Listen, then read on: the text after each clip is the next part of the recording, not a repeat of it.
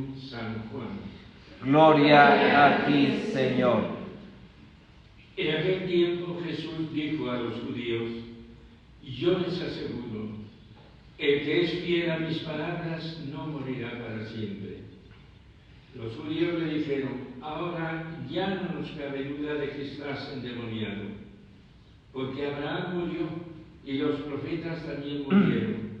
Y tú dices: el que es fiel a mis palabras no morirá para siempre. ¿Acaso eres tú más que nuestro padre Abraham, el cual murió? Los profetas también murieron. ¿Quién pretendes ser tú? Contestó Jesús: si yo me glorificara a mí mismo, mi gloria no valdría nada. El que me glorifica es mi Padre, aquel de quien ustedes dicen es nuestro Dios, aunque no lo conocen. Yo en cambio sí lo conozco. Si dijera que no lo conozco, sería un mentiroso como ustedes. Pero yo lo conozco y soy fiel a su palabra. Abraham, el padre de ustedes, se regocijaba con el pensamiento de verme. Me vio y se alegró por ello. Los judíos le replicaron: ¿no tienes ni 50 años y has visto a Abraham?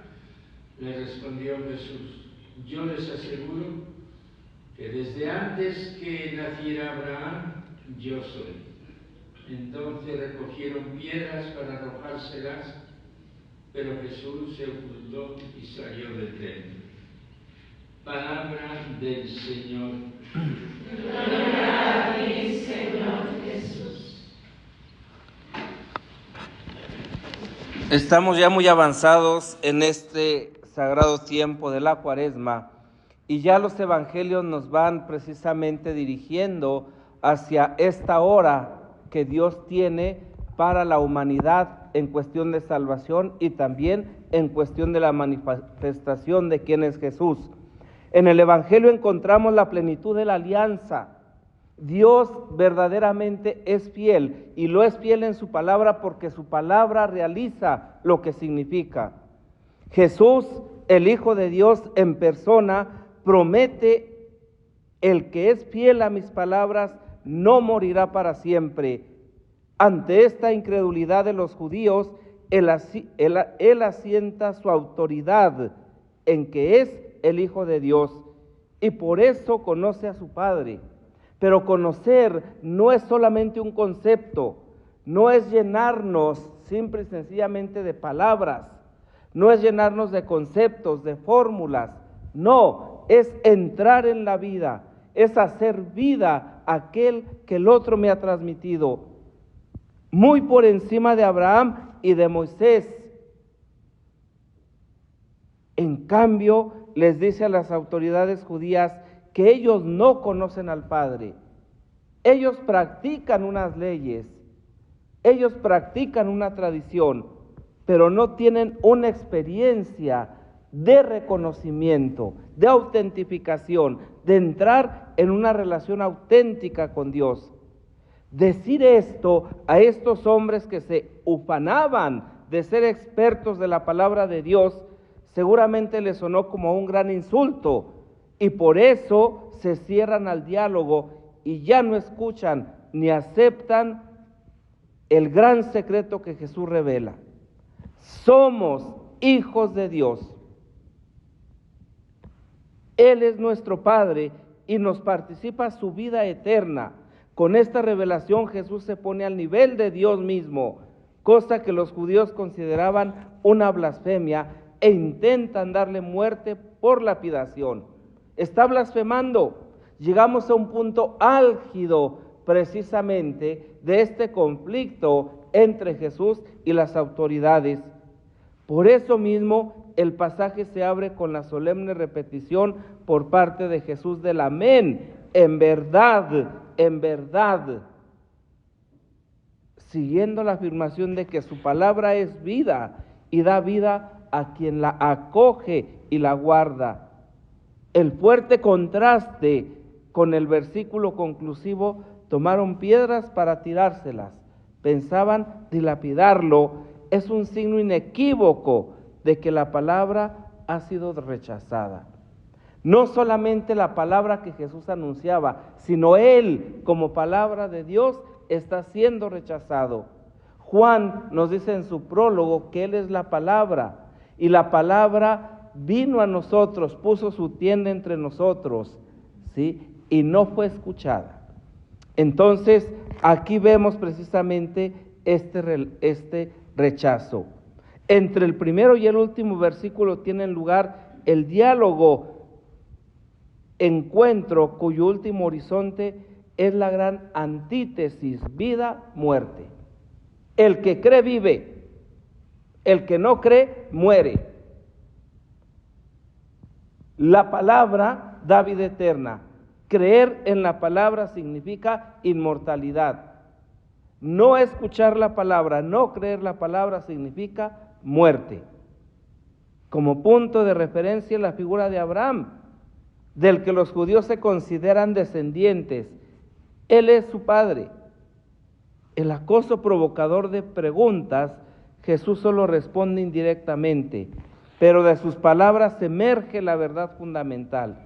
Él se declara hijo del único Padre verdadero, buscando su gloria. El Padre es el que le hace hablar y actuar. Por esta razón, sin blasfemar ni mentir, sin atribuirse a algo que no le ha sido dado, sin pretender pasar por encima de nadie, puede afirmar: antes que Abraham naciera, yo soy. Cuando nosotros escuchamos este pasaje, ¿verdad? Y cuando Abraham me vio, se regocijó. Claro, los judíos están pensando, ¿verdad?, en un tiempo cronológico, sincrónico. Jesús no habla de este tiempo. Un tiempo, ¿verdad?, que luego nos va a dar a conocer el alfa y la omega, el principio y el fin. Entonces, ante esta realidad, antes que Abraham naciera, yo soy. No hay vida en el hombre, sino en el reconocimiento de este Dios que se manifiesta en el Hijo. Todos nacimos en el Hijo, todos vivimos en el Hijo, todos existimos en el Hijo y todos somos en el Hijo hijos. Entre Padre e Hijo se da una comunión plena. Este es el conocimiento. Esta es la plenitud, ¿sí? El auténtico conocimiento es la comunión, entrar dentro de la vida del otro, hacer parte al otro de mi vida y que yo sea parte de la vida del otro. Hacia esta comunión tiende la historia de la salvación, de la que Abraham recibe la promesa y en la fe entrevió su cumplimiento. Para los judíos descendientes de Abraham, según la carne, dicha afirmación es escandalosa, porque todos mueren y todos morimos.